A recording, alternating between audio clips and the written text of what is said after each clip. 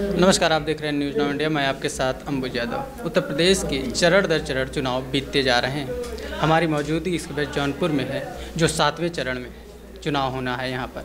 और हमारे साथ मछली शहर की प्रत्याशी समाजवादी पार्टी की डॉक्टर रागनी सोनकर जी। सबसे पहले तो आपका हमारे चैनल पर स्वागत है जी। धन्यवाद। मैडम, आज डिम्पल और जया जी भी आई थी, तो इसको लेकर क्या तैयारी थी और आगे क्या लग रहा है आपको कि किस तरीके से आप लड़ रही हैं इस चुनाव को?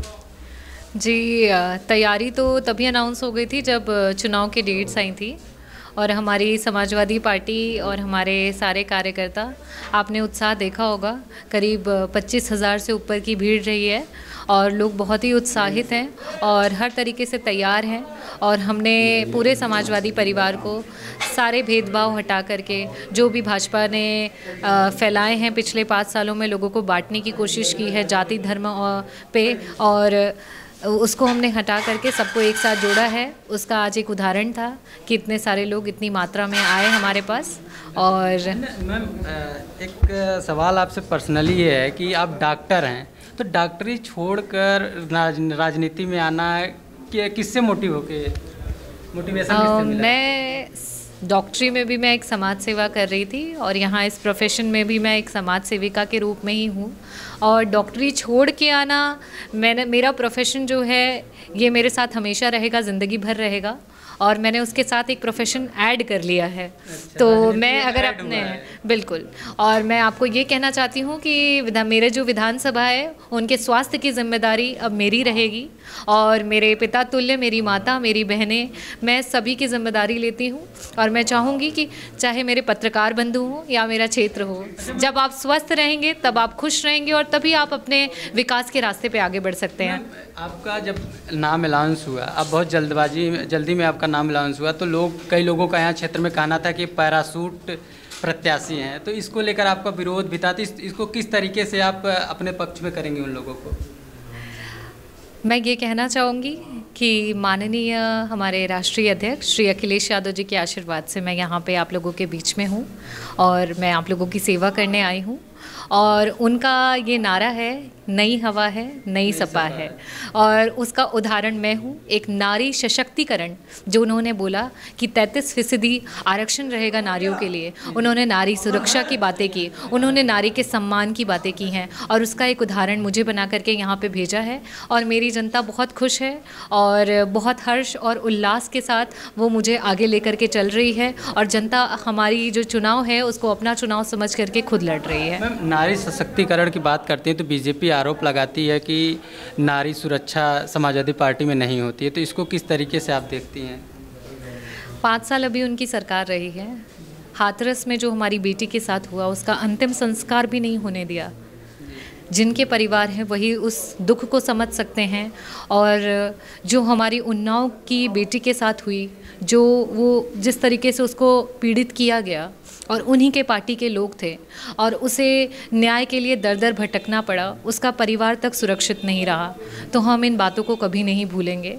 और जो लोग नारी सुरक्षा की बातें करते थे उन्होंने ही नारी का सबसे ज़्यादा उत्पीड़न किया है। तो अब आखिरी सवाल आपसे ये है कि समाजवादी पार्टी से अगर आप विधायक बनती हैं मछली शहर की, तो सबसे पहला काम विधानसभा में जाकर क्या करवाना चाहेंगी? हमारा जो घोषणा पत्र मतलब कि वचन पत्र है, उसके अपार्ट बीइंग अ डॉक्टर मैं अपना बेस्ट दूंगी हेल्थ सेक्टर में कि हमारे यहाँ बेस्ट से बेस्ट हेल्थ फैसिलिटीज़ हों। इवन मैं कोशिश करूँगी कि यहाँ पे एक बहुत बड़ा हॉस्पिटल, और इवन अगर हम चाहें तो यहाँ पे एक मेडिकल कॉलेज खोलें, साथ में उसके हमारे नर्सिंग की भी स्टाफ हो, जिससे कि बहुत सारे युवाओं को रोज़गार मिलेगा। हमारे जो मछली शहर के बच्चे हैं वो भी वो सपना साकार कर सकेंगे डॉक्टर बनने का और आगे बढ़ने का। उसके अलावा मेरा दूसरा बोलिए। उसके अलावा हेल्थ सेक्टर के अलावा मैं दूसरी जो मेरी कोशिश रहेगी कि मैं महिला सशक्तिकरण के लिए मेरी जो समाज की बेटियां हैं वो केजी से लेकर के पीजी तक की शिक्षा उनकी मुफ्त होने वाली है। मैं उन्हें हर तरफ से बढ़ावा दूंगी कि वो भी आगे बढ़ें और हर चीज़ों में, पढ़ाई से लेकर के स्पोर्ट्स से लेकर के हर चीज़ों में बढ़ चढ़ के हिस्सा लें और हमारे मछली शहर विधानसभा का, उत्तर प्रदेश का और भारत का नाम रोशन करें। मैम, मछली शहर का नाम जब भी आता है तो व्यापार से जोड़ा जाता है। यहाँ व्यापारी ज़्यादा हैं और ये देश प्रदेश तक यहाँ की व्यापारिता फेमस है, तो व्यापार के लिए आप क्या करेंगी? यहाँ पे काफ़ी समस्याएं हैं गल्ला मंडी को लेकर के, तो मैं उसका स्थापन कराना चाहती हूँ।